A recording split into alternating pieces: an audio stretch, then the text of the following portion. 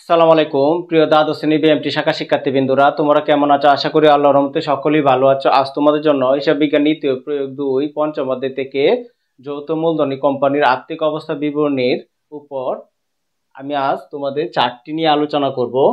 তোমরা এখানে মনে রাখবা, এই যে পঞ্চম অধ্যায় থেকে যৌথ মূলধনী কোম্পানির আর্থিক অবস্থা বিবরণী থেকে তোমাদের একটি অঙ্ক থাকবে, এটাতে 12 মার্ক। এটা তোমাদের আলাদা গ পার্টে থাকবে। এখানে বাধ্যতামূলক তোমাদের আনসার এটা করতে হবে, এটাতে 12 মার্ক থাকবে। তোমরা যদি হিসাব বিজ্ঞান নীতি ও প্রয়োগ 2 থেকে নিশ্চিতভাবে প্লাস পেতে চাও, তাহলে অবশ্যই যৌথ মূলধনী কোম্পানির আর্থিক অবস্থার বিবরণীটা এটা খুব ভালো করে আয়ত্ত করতে হবে।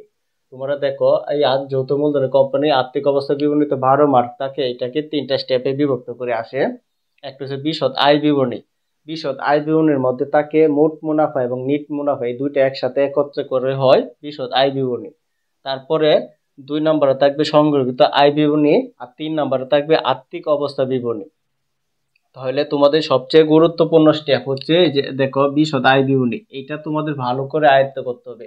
এটার মধ্যে তোমাদের একটু কঠিন লাগে, কিন্তু এটা যদি ভালো করে আয়ত্ত করতে পারো, সংগৃহীত আয় এটা তেমন বেশি না, এটাতে 4-5টা এন্ট্রি থাকে, এটা সহজে করতে পারবা।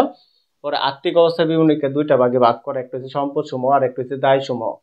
তাহলে তোমরা দেখো বিশদ আয় বিবরণী তোমাদের না হলে সংগৃহীত আয় বিবরণী কখনো হবে না, আর সংগৃহীত আয় বিবরণী না হলে আর্থিক অবস্থা বিবরণীও কখনো তোমাদের কারেক্ট হবে না। এই কারণে অবশ্যই তোমরা বিশদ আয় বিবরণীটা ভালো করে আয়ত্ত করতে হবে। এটা যদি তোমরা ভালো করে আয়ত্ত করতে পারো, তাহলে বাকিগুলোও খুব সহজে আয়ত্ত করতে হবে।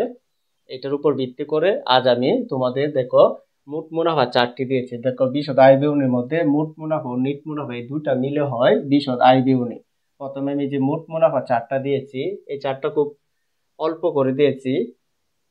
এইগুলা যদি তোমরা একটু মুখস্থ করে নেও, তাহলে তোমাদের দেখবে এই এন্ট্রি গুলার ভিতরে তোমাদের কমন পড়বে। অবশ্যই তোমাদের এই চারটা অবশ্যই মুখস্থ করে নিতে হবে। তারপর আমি এটা বোঝানোর পর তারপরে আমি এই নিট মুনাফা চারটা এখানে লিখবো। দেখো মোট মুনাফাটা আমরা কিভাবে করব। প্রথমে আমরা প্রশ্নেতে দেখবো বিক্রয় আছে কিনা। বিক্রয়ের সাথে তোমাদের যে এই কাজগুলা হয়, এর বাইরে আরো কাজ আছে, কিন্তু তোমাদের পাঠ্য বইয়ের আলোকে আমি এটা দিছি।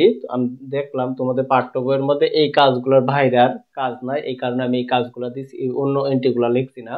এখানে দেখো প্রথমে বিক্রয়। বিক্রয়ের সাথে যদি তোমরা চার্টের মধ্যে যে যখন তোমরা অঙ্কটা করতে যাবে, তখন দেখবা এগুলো সব বিস্তারিত ডাকের মধ্যে দেওয়া থাকবে। যদি তোমার বিক্রয়ের সাথে এই এই এন্ট্রি গুলোর মধ্যে কোনো যে এই এন্ট্রি গুলোর মধ্যে যে এন্ট্রি গুলা পাইবা, এগুলা যদি দেখো ধারে বিক্রয় বা অলিখিত বিক্রয়, এটা সমন্বয়ে থাকবে। তোমাদের যে রেওয়ামিল চার্টটা থাকবে এটার নিচেতে থাকবে। যদি এই এন্ট্রিটা পাও, তাহলে এটা বিক্রয়ের সাথে যোগ হবে, আর যদি না পাও তাহলে এই এন্ট্রিটা আসবে না। তারপরে ফেরত। ফেরত দেখো কয়টা নাম হয় ফেরতের, শুধু পণ্য ফেরত অথবা আন্ত ফেরত অথবা বিক্রয় ফেরত, যে নামটা পাইবা এটা বিক্রয়ের সাথে কি করতে হবে, বাদ দিতে হবে। তারপরে যদি বিক্রয় ভ্যাট, শুধু ভ্যাট না, যদি বিক্রয় ভ্যাট থাকে তাহলে এটা বিক্রয়ের সাথে বাদ দেন। যদি বিক্রয়ের উপর বাদটা থাকে, এই বিক্রয়ের সাথে বাদ দেন। তারপর আমরা যে ফলটা পাবো এটার নাম হচ্ছে নিট বিক্রয়। বিক্রয়ের সাথে এই কাজগুলা থাকলে মনে রাখবা 2 নাম্বার করে। দেখো গড়টা কিভাবে, বিবরণ টাকা টাকা টাকা, 3টা টাকার গড় হবে। বিক্রয় আয় হিসাব, বিক্রয়ের সাথে এই কাজগুলা থাকলে 2 নাম্বার করে কাজগুলা করব, আর কাজগুলা না থাকলে 3 নাম্বার করে বিক্রয়টা নিয়ে নিব। আর কাজগুলো থাকলে কাজগুলা করে পরে 3 নাম্বার করে নিয়ে নিব। এটা নাম দিতে হবে নিট বিক্রয়, না দিলেও কোনো সমস্যা হবে না। তারপর বাদ বিক্রিত পণ্যের ব্যয়। বিক্রিত পণ্যের ব্যয়ের মধ্যে আমাদের প্রথমে লিখতে হবে প্রারম্ভিক মজুত পণ্য। এটার সাথে সচরাচর কাজ থাকে না, মাঝে মধ্যে কাজ থাকতে পারে। যদি কাজ থাকে তাহলে আমরা 1 নাম্বার করে কাজটা করব, যদি কাজ না থাকে এটা 2 নাম্বার করে নিয়ে নিব। তারপর ক্রয়। ক্রয়ের সাথে যে এই কাজগুলা হয়, যদি কাজগুলা থাকে তাহলে আমরা এই যে 1 নাম্বার করে বসাবো, বসিয়ে কাজটা করবো। আর যদি কাজ না থাকে তাহলে 2 নাম্বার করে নিয়ে নিব। ধরে নিলাম ধরো ক্রয়ের সাথে এই কাজগুলো আছে, যে এর বাইরে আসবে না, তার এই এই এই সবগুলো আসবে না, 2-3টা আসতে পারে। তোমরা এই চার্টটা অবশ্যই মুখস্থ রাখবে, যে ক্রয় থেকে আমাদের ধারে ক্রয় অথবা অলিখিত ক্রয় এটা সমন্বয়ে উল্লেখ থাকবে। যদি ধারে মানে বাকিতে ক্রয় বা অলিখিত ক্রয় সমন্বয়ে উল্লেখ থাকে, তাহলে ক্রয়ের সাথে এটা যোগ করব। তারপর ক্রয় ফেরত, বহি ফেরত বা ফেরত, এটা রেওয়ামিল চার্টই দেওয়া থাকবে। এটা থাকলে আমরা বিয়োগ করব। দেখো ক্রয়ের কয়টা নাম আছে, 3টা নাম আছে। এটি থাকলে আমরা বিয়োগ করব। পণ্য উত্তোলন, এটা সমন্বয়ে থাকবে, মানে রেওয়ামিল চার্টটা নিচে দেয় অন্যান্য তথ্যগুলির মধ্যে এটা থাকবে। যদি থাকে এটা আমরা বিয়োগ করব ক্রয় থেকে। তাই পণ্য বিতরণ যদি এটা উল্লেখ থাকে সমন্বয়, এটা সমন্বয় থাকবে। যদি উল্লেখ থাকে তাহলে আমরা বিয়োগ করব। তারপর ক্রয় ব্যয়, যদি ক্রয় ব্যয় থাকে তাহলে বিয়োগ করব। ক্রয়ের উপর বার্তা বা ক্রয় বার্তা থাকলে আমরা বিয়োগ করব। তারপর আগুনে বিনষ্ট পণ্য, এটা যদি উল্লেখ থাকে, এটা সমন্বয় থাকবে। যদি উল্লেখ থাকে তাহলে বিয়োগ করব। বিয়োগ করার পর যে ফলটা পাবে এটার নাম হচ্ছে নিট ক্রয়। আশা করি তোমরা বুঝছো। এই এন্ট্রি গুলো হচ্ছে তোমার বিক্রয়ের সাথে এই এন্ট্রি গুলা থাকবে এবং ক্রয়ের সাথে এই এন্ট্রি গুলা থাকবে। তারপর আরো এই খরচ গুলাকে বলা হয় প্রত্যক্ষ খরচ। যে খরচ গুলা সরাসরি হয় এইগুলাকে বলা হয় প্রত্যক্ষ খরচ। প্রত্যক্ষ খরচ যেমন মজুরির সাথে যদি বকেয়া থাকে এই ঘরে লিখে যোগ করে পরে এই ঘরে নিব, আর মজুরির সাথে যদি অগ্রিম থাকে এই ঘরে লিখে বিয়োগ করে পরে এই ঘরে নিব। তাহলে মনে রাখবে এখানে মজুরিটা আসবে। যে খরচগুলো লিখছি এই খরচগুলো অবশ্যই তোমরা মুখস্থ রাখবে, না হলে তোমাদের এই অঙ্কটা কঠিন লাগবে। যদি এন্ট্রি গুলা খুব চারটা খুব সহজে মুখস্থ করতে পারো তাহলেই তোমাদের মনে রাখবে অঙ্কগুলা খুবই সহজ লাগবে। তাহলে দেখো মজুরিটা আমরা যদি কাজ থাকে 1 নম্বর করে লিখবো, কাজ না থাকলে 2 নম্বর করে লিখবো। সেম ভাবে পরিবহন, আন্তঃপরিবহন, ক্রয় পরিবহন। পরিবহন দেখো আমি কি কি পরিবহন দিছি। শুধু পরিবহন থাকলেও আমরা লিখবো, আন্তঃপরিবহন থাকলেও লিখবো, ক্রয় পরিবহন থাকলেও লিখবো। কিন্তু যদি বহি পরিবহন থাকে তাহলে এইখানে আসবে না, নিট মুনাফার মধ্যে আসবে। এই তিনটা নাম থাকলে মোট মুনাফার মধ্যে আসবে, এই তিনটা নাম না থাকলে নিট মুনাফার মধ্যে আসবে। আশা করি তোমরা এটা বুঝতে পেরেছো। তারপরে দেখো জলযান ভাড়া, জাহাজ ভাড়া, ঢপ চার্জ।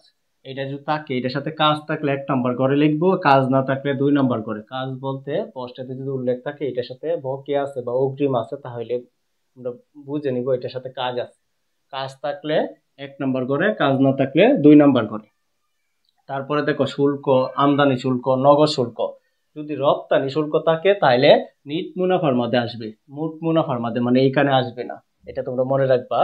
শুল্ক, আমদানি শুল্ক, শুল্ক, এই যে দেখো শুল্ক, আমদানি শুল্ক, নগদ শুল্ক, এইগুলোর সাথে যদি কাজ থাকে 1 নম্বর করে লিখবো, না কাজ থাকলে 2 নম্বর করে। তারপরে সেম ভাবে দেখো সমাপনী মজুদ পণ্যের সাথে যদি আগুনে বিনষ্ট পণ্য থাকে এটা বাদ দেওয়ার পর আমরা এখানে লিখবো, লিখে এই যে এই টাকাটা থেকে এখানে যেটা যোগ করবো এটা থেকে এটা বিয়োগ করবো। বিয়োগ করার পর যে ফলটা পাবো এখানে নিব। এটা হচ্ছে যে আমরা নিট বিক্রয়টা পাইছি না, এটা থেকে এটা বাদ দিলে আমাদের মোট মুনাফাটা মানে এতটুকু হচ্ছে মোট মুনাফা। এই চারটা তোমার অবশ্যই আয়ত্তে করতে হবে। মোট মুনাফার পরে এটাই মুছে তারপর নিট মুনাফাটা দিব। তাহলে চলো, আশা করি তোমরা মোট মুনাফা চারটা বুঝতে পেরেছো। প্রিয় শিক্ষার্থীবৃন্দরা, এখন নিট মুনাফা চারটি আলোচনা করব। তোমরা দেখো আমি পূর্বে দেখো মোট মুনাফাটা আলোচনা করেছি। মোট মুনাফার পর কোথায় থেকে শুরু হবে? মোট মুনাফাটা করার পর তোমাদের প্রথমে শুরু করতে হবে পরিচালন ব্যয়। পরিচালন ব্যয়ের মধ্যে শত শত এন্ট্রি আছে, কিন্তু তোমাদের পাঠ্য বইয়ের মধ্যে যে এন্ট্রিগুলো আছে অঙ্কের মধ্যে তার উপর ভিত্তি করে আমি শুধু এই এন্ট্রিগুলো দিয়েছি, আর বেশি এন্ট্রি দেইনি।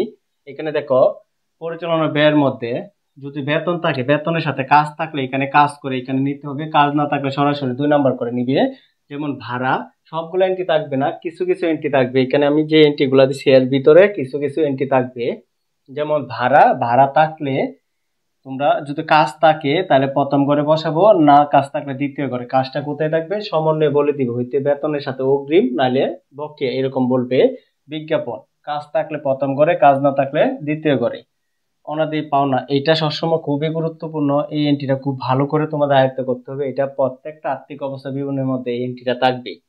অনাদায়ী পাওনার সাথে যদি সমন্বয়ে বলে দেয় নতুন অনাদায়ী পাওনা সৃষ্টি করো তাহলে আমরা কি করাম, এটা যোগ করাম আর পুরাতনটা বিয়োগ করাম। তারপর বীমা সালামি, এটার সাথে কাজ থাকলে প্রথম ঘরে, কাজ না থাকলে দ্বিতীয় ঘরে। সেম ভাবে অবচয়, অবচয় বলতে শুধু অবচয় না, এখানে দেখো যদি আসবাবপত্র বলে আসবাবপত্রের উপর 10%, দালান কোঠা বললে দালান কোঠার উপর 10%, 20%, এরকম যে সম্পদ গুলা থাকবে স্থায়ী সম্পদ, তার যদি অবচয় বলে তাহলে এটার উপরে অবচয় ধরতে হবে। এই যে অবচয়, অবচয়টা কাজ থাকলে প্রথম ঘরে, কাজ করে পরে দ্বিতীয় ঘরে বসাতে হবে, আর নাহলে সরাসরি দ্বিতীয় ঘরে। অবলোপন, অবলোপন বলতে ইজারা সম্পত্তি, সুনাম, এরার অবলোপন হয়, এরাও কিন্তু সম্পদ। তাহলে কিছু কিছু সম্পদ আছে এটার অবলোপন হয়, এটাও আমাদের সম্পদের উপর ধরে পরে এটা বসাতে হবে। তারপরে ভ্রমণ খরচ, যদি পোস্টে উল্লেখ থাকে তাহলে আমরা ভ্রমণ খরচটা বসাবো। তারপরে বহি পরিবহন, দেখো আন্তঃপরিবহন, ক্রয় পরিবহন বসে মোট মুনাফার মধ্যে, আর বহি পরিবহন বসে নিট মুনাফার মধ্যে। এই যে পরিচালন ব্যয়ের মধ্যে বসবে বহি পরিবহন। তারপরে রপ্তানি শুল্ক, আমদানি শুল্ক, নগদ শুল্ক, শুল্ক থাকলে আমরা মোট মুনাফার মধ্যে বসাই, আর রপ্তানি শুল্ক এই যে পরিচালন ব্যয়ের মধ্যে বসাতে হয়। বীমা খরচ থাকলে বসাবো, তারপরে বিবিধ খরচ এগুলা থাকলে, এখানে দেখো এই খরচগুলোর বাইরে আসবে না ইনশাল্লাহ। কিন্তু তোমরা যদি মনে করো এখানে অনেকগুলা খরচ দিয়ে দিছি, তাহলে তোমরা তোমাদের পাঠ্য বইয়ের যে চার্টটা আছে এটার মধ্যে দেখলে বুঝতে পারবে এইটার তুলনা এটা প্রায় 3 গুণ বেশি দেওয়া। এটা যদি ভালো করে আয়ত্ত করো, আশা করি তোমরা এখান থেকে এই এন্ট্রিগুলোর ভিতরে পাইবা, এর বাইরে পাইতা না। তবে সবগুলাই পাইতা না, কিছু কিছু পাইবা। অবশ্যই এটা ভালো করে আয়ত্ত করবা। 12টা নাম্বার পাইতে গেলে অবশ্যই তোমাদের একটু পরিশ্রম করতে হবে। 12টা নাম্বার এত সহজ না পাওয়াটা, যদি পরিশ্রম না করো। তারপরে দেখো আরো আছে, দেখো এই যে ভারী ভাড়া, তারপরে বৈদ্যুতিক খরচাবলী, মণিহারি, তারপরে অফিস খরচ ও বিক্রয় পরিবহন, প্রাপ্য হিসাবে বার্তা সঞ্চিতি বা প্রাপ্য প্রাপ্য হিসাবে বার্তা সঞ্চিতি বা প্রাপ্য বিলে বার্তা সঞ্চিতি হইতে পারে। এগুলি যদি বলা থাকে তাহলে ধরো এখানে যে এন্ট্রি গুলা বললাম এগুলা পশ্চাতে থাকলে আমরা কাজ করব, তা না থাকলে কাজ করব না। কিন্তু এইগুলা তোমাদের অবশ্যই পড়ে রাখতে হবে, কারণ এখান থেকে কোন এন্ট্রি গুলো আসবে এটা কিন্তু আমরা নিশ্চিত না, এই কারণে অবশ্যই পড়ে রাখতে হবে।